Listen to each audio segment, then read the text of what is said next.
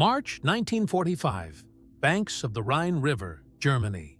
The night air was damp and heavy, a mist crawling low across the dark water. The thunder of artillery had faded to a distant murmur, replaced by the eerie rhythm of generators and the quiet splash of anchors sliding into the current. On the western bank, American engineers moved in silence, silhouettes against searchlight haze. They worked with mechanical precision, driving steel pontoons into the river, connecting them one by one, until the water began to hold what should have been impossible: a floating bridge strong enough to carry tanks.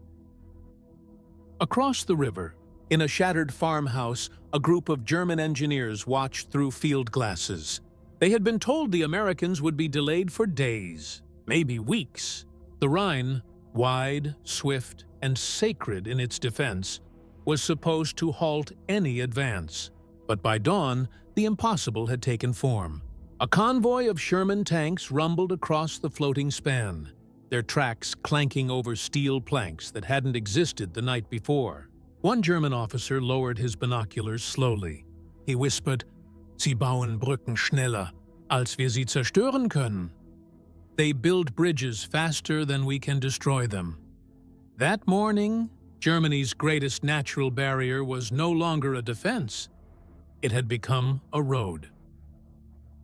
In the final months of World War II, Germany's fate rested on geography as much as on firepower. The rivers of Western Europe, the Meuse, the Moselle, the Seine, and finally the Rhine, had always served as natural fortresses. To German planners, the Rhine was more than a line on a map. It was a defensive wall carved by nature, centuries old and miles wide, meant to buy time, regroup armies, and delay the inevitable Allied advance. When the Allies reached the river in early 1945, the German command believed the sheer breadth of the Rhine would hold them at bay for weeks. Bridges had been destroyed in retreat, ferries sunk, and crossings mined. Intelligence reports assured that any large-scale crossing would require months of construction and enormous logistical effort. Germany's engineers took pride in their precision. They could calculate almost to the hour how long it would take to rebuild a bridge under enemy fire. What they could not predict was the speed and adaptability of American engineering. The U.S. Army Corps of Engineers had transformed battlefield logistics into an industrial science. Years of combat had taught them that mobility, not defense, decided wars. From the floating piers of Normandy to the improvised roads across France, they had learned to move armies as if geography no longer mattered. By 1945, these lessons had evolved into mastery. The Americans possessed Bailey bridges, modular truss systems of prefabricated steel panels that could be assembled like giant toys. They carried pontoon units that unfolded into buoyant roadways and amphibious trucks, the wws, that ferried supplies through surf and river alike. To the Germans, such improvisation seemed chaotic. To the Americans, it was discipline through innovation. Every engineer was trained not merely to follow blueprints, but to think under fire, to solve problems in motion. As one U.S. officer later wrote, "The secret of the Allied advance was not strength in numbers, but in imagination." When the Allies reached the Rhine, this philosophy would meet its greatest test. The river was 400 yards wide in places, swollen with spring melt, and heavily defended. Yet, within a single night, American engineers would bridge it. Not once, but several times, under artillery and aerial attack. The planning for the Rhine crossing began long before American soldiers ever saw its waters. In early 1945, as Allied forces swept through France and Belgium, the U.S. Army Corps of Engineers quietly prepared for what they called Operation River.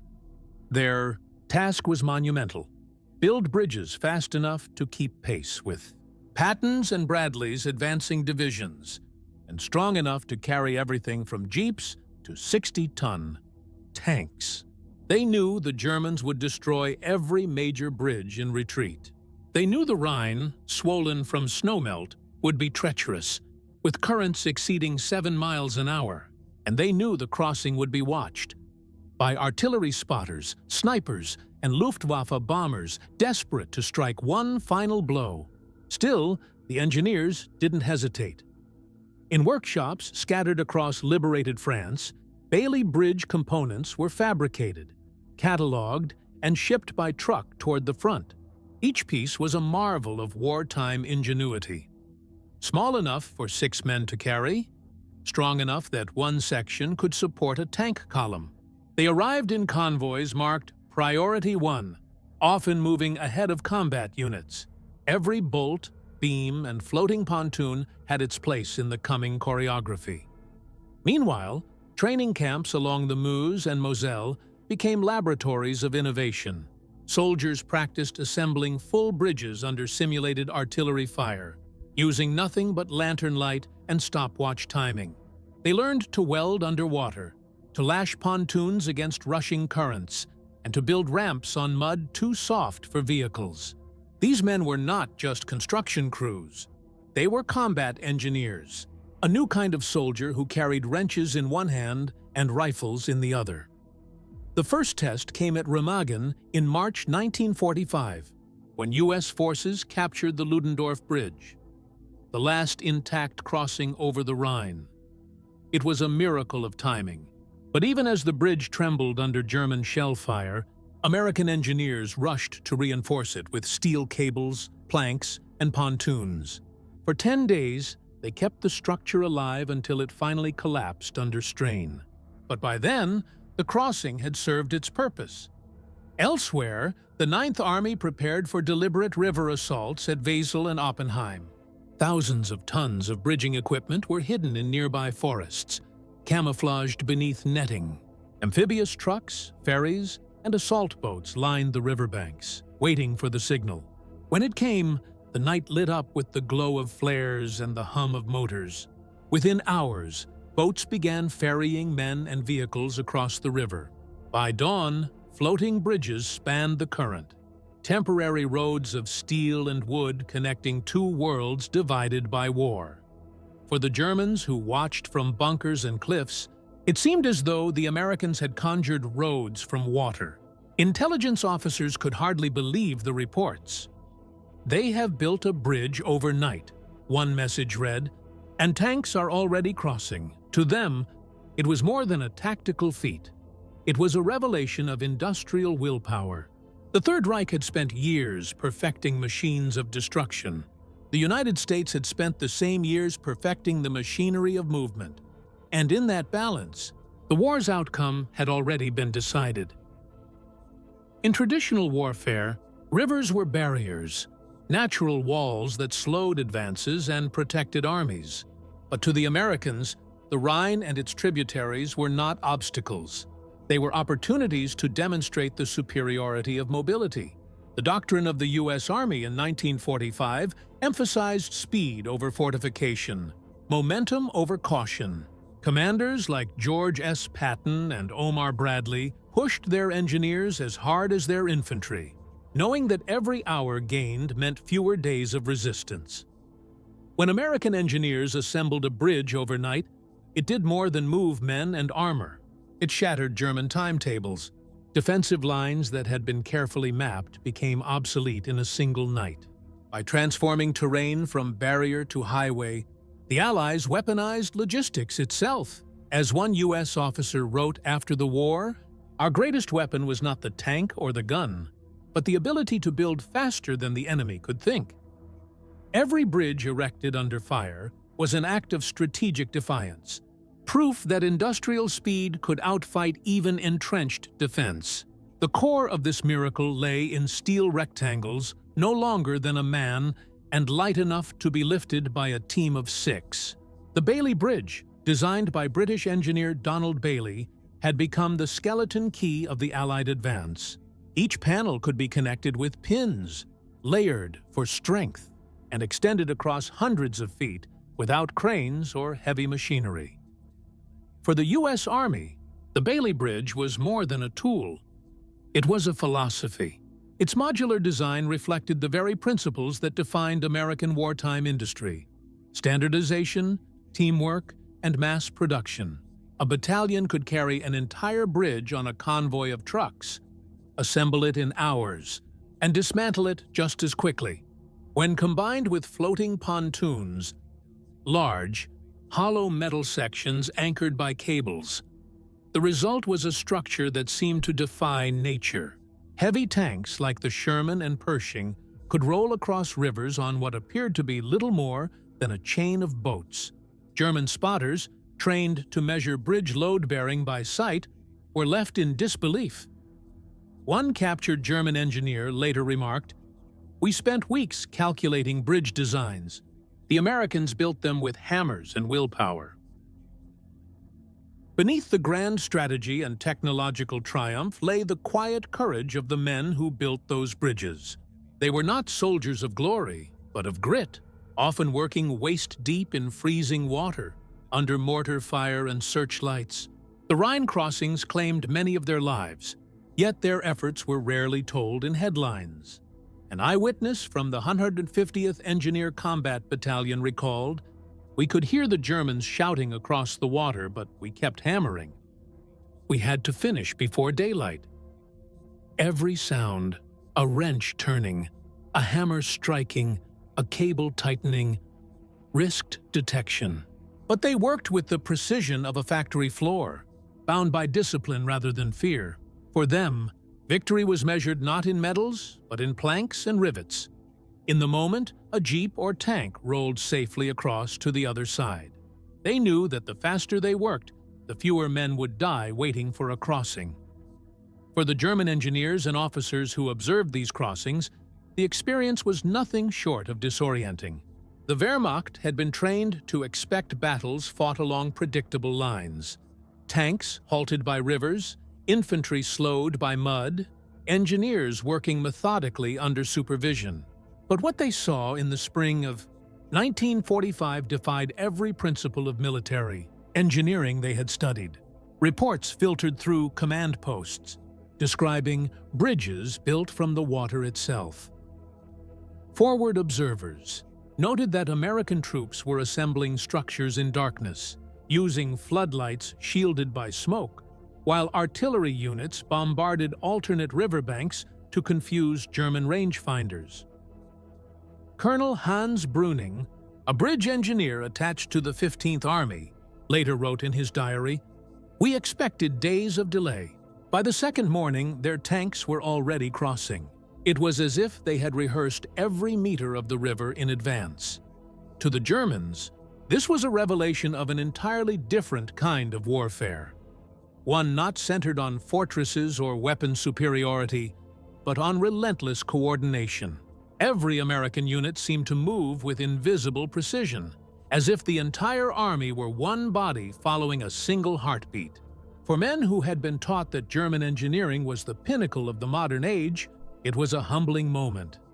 Beyond the tactical victory, the Rhine crossings carried a powerful psychological weight. In a war defined by destruction, the image of bridges rising overnight symbolized creation, the ability to build amid chaos. Each span of steel and timber was more than a military passage. It was a statement of resilience, adaptability, and unity. For the Americans, every successful bridge was proof that their industrial democracy could outthink and outproduce any totalitarian machine. The soldiers crossing those pontoons knew that back home, factories in Detroit, Pittsburgh, and Chicago had made every panel, bolt, and beam. The bridge was a physical link between frontline courage and home front industry. For German troops retreating eastward, it was a symbol of hopelessness, proof that even nature no longer obeyed them. The river that had guarded Germany for centuries now carried American columns to its heartland. Photographs from the crossings captured this transformation. Armored divisions streaming across floating roads while German prisoners marched back in silence along the opposite bank. In those frames, the war's psychological turning point was visible. Not just in who fought harder, but in who could build faster. None of these feats would have been possible without the vast machinery of American production. Behind every bridge lay the unseen work of factories, supply chains, and engineers who never left U.S. soil. The Bailey bridges, pontoons, and DuKW amphibious vehicles were triumphs of mass production, manufactured in thousands, tested in mock rivers, and shipped overseas with mathematical precision. At the height of the war, American factories produced enough bridging equipment to span more than 200 miles of river. The scale was staggering. By 1945, over 15 million tons of engineering materials had been delivered to Europe. Every bolt, hinge, and plank was standardized, meaning a soldier from Kansas could assemble parts made in New Jersey beside a unit trained in Texas. This industrial unity turned the Allied advance into a continuous machine of motion. Where German production relied on craftsmanship and precision, the American method relied on speed and interchangeability. It was not art, it was momentum. One historian later wrote, "Germany built machines for perfection. America built machines for endurance. And in the rivers of Europe, endurance won." March 7, 1945, the Rhine. Near Remagen, the night was split by the steady roar of engines. Along the western bank, hundreds of trucks idled in the dark, their headlights blacked out, their drivers whispering orders muffled beneath canvas covers. The air carried the cold scent of oil, steel, and river mist. From the far shore came the occasional burst of German machine gun fire, blind, searching, uncertain. Then came the signal. A green flare arced through the sky, hanging briefly above the water before vanishing into the fog. That was the cue. Motors revved to life, and the first assault boats slipped into the current, paddled silently by teams of American infantrymen crouched low beneath their helmets. Behind them, engineers began their orchestration. Pontoons pushed forward, cables tightened, sections of Bailey panels dragged into place. By midnight, the surface of the Rhine glittered faintly with movement. Floodlights swept the water, bouncing off the metallic ribs of half-completed bridges. Each clang of hammer on steel was followed by a shouted order and the creak of tightening bolts. Smoke generators poured white plumes across the river to obscure the construction from German gunners. Still, shells fell close, throwing up geysers of water that rocked the pontoons but didn't stop the work. When dawn began to bleed across the horizon, the first structure was already taking shape. A narrow ribbon of steel and timber stretching from one shore to the other. It wasn't elegant. It didn't need to be. It only needed to hold. By 6:00 a.m., a Sherman tank from the 9th Armored Division rolled forward, its engine growling as its treads clattered onto the bridge. Soldiers paused in silence as it crept across the swaying span. The bridge dipped slightly under the weight, pontoons shifting but steady. When the tank reached the far bank, a cheer erupted, brief, restrained, but filled with awe. The impossible had become real. On the opposite bank, German observers stood in disbelief. Their orders had been clear: blow the crossings, deny the enemy any passage. Yet here it was, an entire bridge, assembled overnight, defying artillery, airstrikes, and every principle of defensive warfare. General Alfred Schlemm, commanding the 1st Parachute Army, received reports of the crossing at dawn. His first reaction was denial. Impossible. The river cannot be bridged under fire. But when reconnaissance confirmed American armor advancing east of the Rhine, his disbelief turned to dread. The impenetrable barrier had fallen, not by luck, but by design. The Americans didn't stop at Remagen. Within days, additional crossings were underway at Wesel, Oppenheim, and Boppard.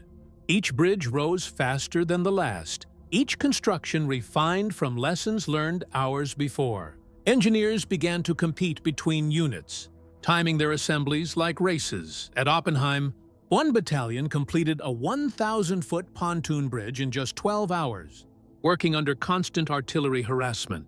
When a section collapsed, they rebuilt it in minutes. Men who had once been carpenters, mechanics, and farmhands now performed acts of engineering that defied textbooks. German officers watching from the eastern ridges were forced to admit the truth. This was not merely an army crossing a river, it was a nation in motion. By the second night, the Rhine was no longer a river, it was a highway of motion. Floodlights danced across the current, reflecting off aluminum pontoons and steel trusses as if the water itself were made of metal. Convoys stretched for miles along the western bank. Trucks, tanks, ambulances, and bulldozers waiting for their turn to cross. The engineers worked without rest. Their gloves were soaked, their faces blackened with oil and soot. Rain fell in sheets, turning the riverbanks into swamps. But the work didn't stop. Every few minutes, the deep thud of artillery landed somewhere upriver, sometimes close enough to send ripples through the floating decks. Men ducked, cursed, then went back to tightening bolts and aligning panels. At Wesel, the Luftwaffe made its last desperate stand. Around midnight, the faint whine of engines echoed from above. Junkers bombers swooping through low clouds, dropping flares that turned the water white as day. Anti-aircraft gunners on both shores fired back in blinding arcs. One bomb struck a half-built bridge, blowing a section into the air. Within minutes, the engineers were back, dragging fresh pontoons from the shoreline, hammering through the smoke. Major General Daniel Noce, chief engineer of the Ninth Army, later recalled, "It wasn't bravery that kept them there. It was rhythm. They knew their job like musicians playing under fire." By dawn, the Luftwaffe was gone. The bridges still stood. On March 24th, the greatest amphibious assault since D-Day began. Over 16,000 paratroopers from the 17th Airborne and British 6th Airborne Divisions dropped east of the Rhine, while engineers and infantry expanded the floating crossings below. The combined noise of engines, artillery, and aircraft became a single unbroken roar. Through that chaos, American armor streamed across the river. Sherman tanks, self-propelled guns, and half-tracks thundering over steel decks that swayed with every step.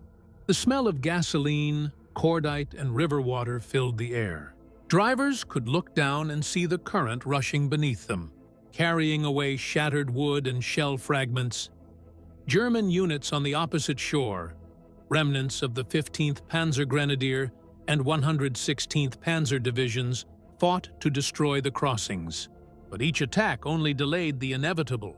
For every section damaged, 2 more were built. For every engineer lost, another took his place. The Americans seemed inexhaustible. Their columns moved continuously, by day and by night, over bridges that had not existed the morning before. Within 48 hours, 3 entire corps had crossed the Rhine, advancing toward the heart of Germany. When word reached Berlin that the Rhine had been breached at multiple points, disbelief gave way to despair. Joseph Goebbels recorded in his diary, "The Rhine, our last hope, has been violated. The enemy crosses as if on dry land." To German engineers, who had once prided themselves on precision and perfection, the realization was devastating. They had built the world's most advanced tanks, rockets, and fortifications, yet the Americans had mastered something far more decisive: the art of movement. The Rhine, once the boundary of Germany's strength, had become the pathway of its defeat. When the first American tank columns rumbled east of the Rhine, a new rhythm overtook the war.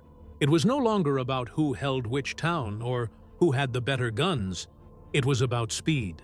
The bridges the engineers had built in the night became arteries of motion, pulsing with convoys 24 hours a day. Across them came not just tanks and trucks, but everything an army required to sustain itself: fuel, ammunition, rations, and hope. The Rhine crossings marked a psychological shift as much as a tactical one. For months, the Germans had believed that the river was their final barrier, the one obstacle that would give them time to regroup, perhaps even negotiate. But when they saw American vehicles streaming over floating bridges, those illusions dissolved. The enemy was no longer just approaching. He was inside the heart of Germany, moving with relentless precision. Each bridge became a living monument to the Allied war machine. Engineers maintained them ceaselessly, reinforcing pontoons, replacing damaged planks, widening spans for the unending flow of armor. Some bridges stretched nearly a kilometer, flexible enough to sway with the current, yet strong enough to carry columns of Shermans and supply trucks without pause.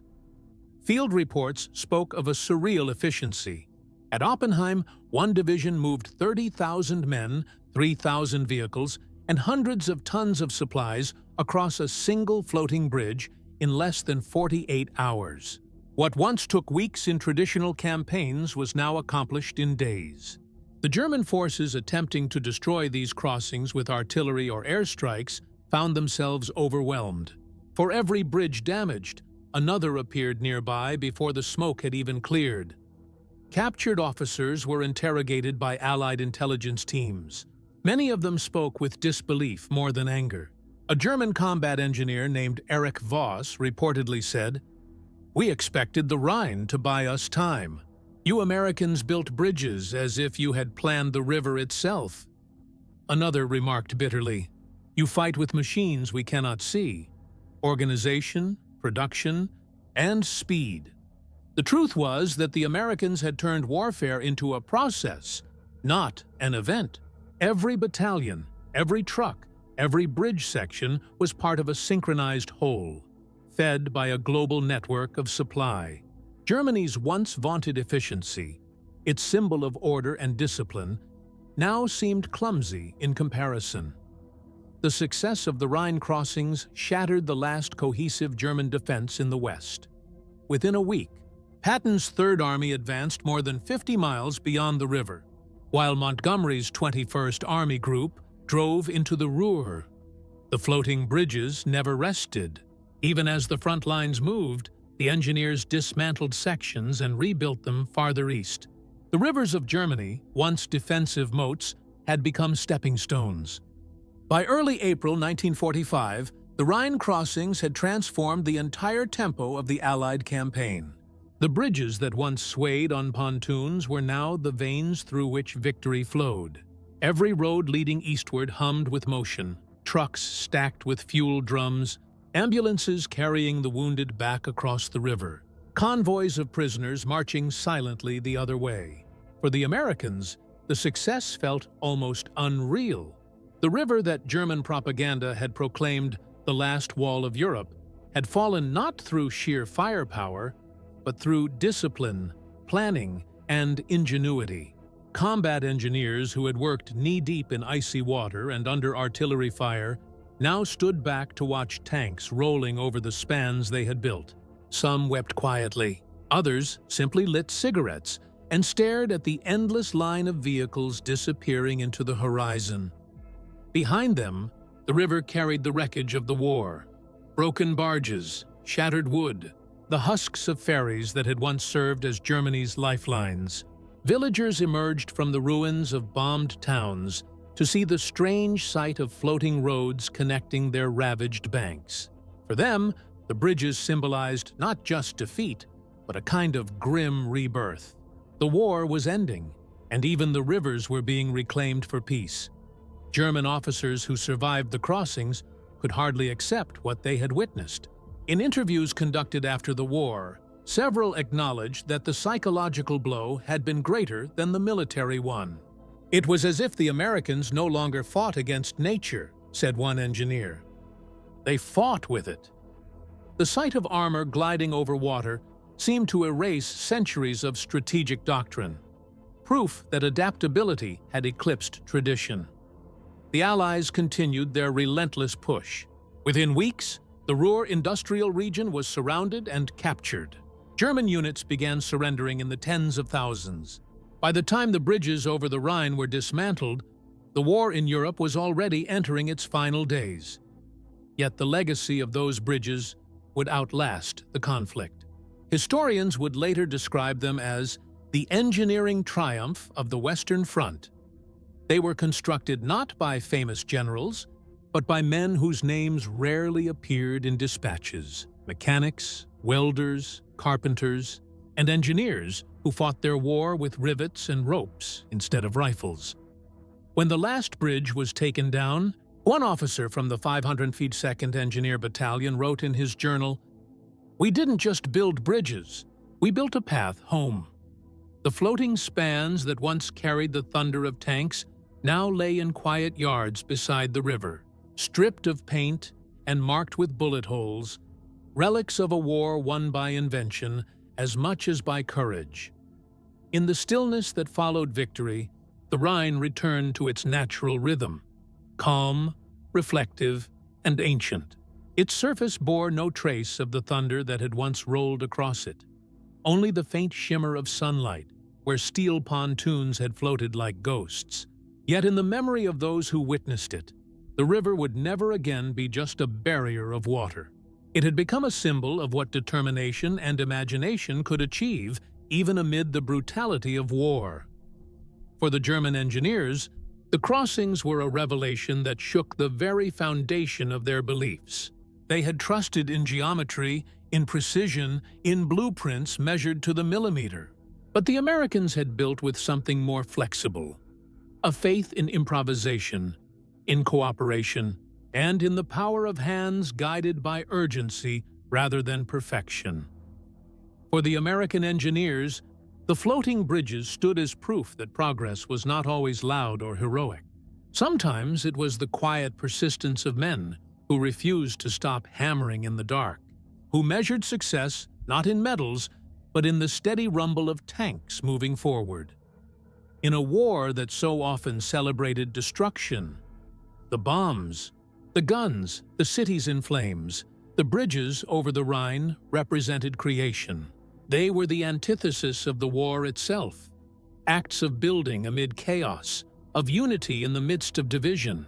Each span of steel that rose from the river was a testament to what democracy could accomplish when its citizens, from factory to front line, worked as one. Long after the war, when the rivers of Europe ran clear again and the ruins were rebuilt, the story of those nights remained.